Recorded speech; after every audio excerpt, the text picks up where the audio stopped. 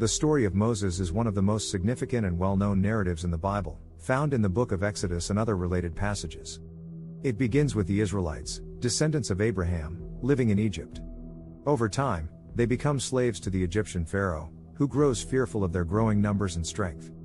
The birth and early life of Moses. According to the biblical account, during this period, a Hebrew baby boy named Moses is born.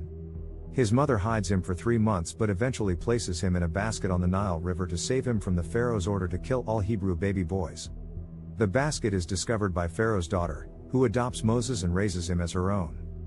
The call of Moses. As Moses grows up in the Egyptian palace, he becomes aware of his Hebrew heritage.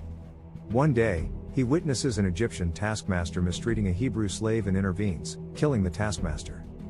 Fearing for his life, Moses flees Egypt and settles in the land of Midian, where he becomes a shepherd. The burning bush. Many years later, while tending to his sheep on Mount Horeb, Moses encounters a burning bush that is not consumed by the flames. God speaks to Moses from the bush, revealing himself as the God of Abraham, Isaac, and Jacob. God instructs Moses to return to Egypt and lead the Israelites out of slavery to the Promised Land, a land flowing with milk and honey.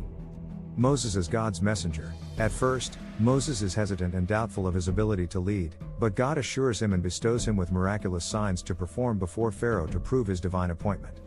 Moses returns to Egypt and, with the help of his brother Aaron, delivers God's message to Pharaoh, demanding the release of the Israelites. The 10 plagues. However, Pharaoh's heart is hardened, and he refuses to let the Israelites go. As a result, God sends 10 devastating plagues upon Egypt, each progressively more severe. These plagues include turning the Nile River into blood, a plague of frogs, gnats, flies, livestock disease, boils, hail, locusts, darkness, and finally, the death of the firstborn in every Egyptian household. The Passover. Before the 10th plague, God instructs Moses to tell the Israelites to sacrifice a lamb and mark their doorposts with its blood. The angel of death passes over the marked houses, sparing the firstborn sons, while the Egyptians suffer great loss.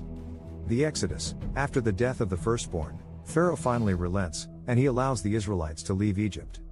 The Israelites, estimated to be around 2 million people, leave Egypt in haste, carrying their unleavened bread and belongings, an event known as the Exodus.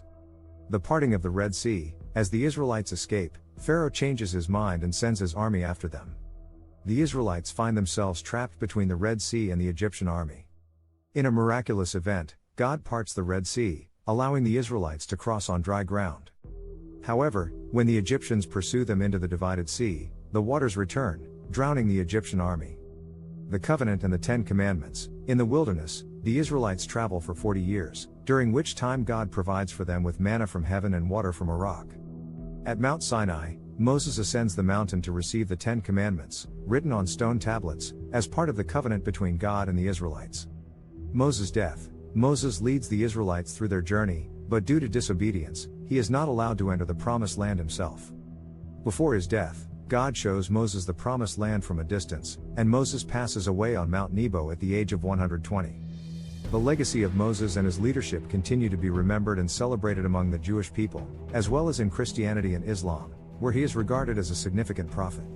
To see more content like this, subscribe or follow for more and watch the video pinned on my page if you would like to receive Jesus Christ into your life. God bless.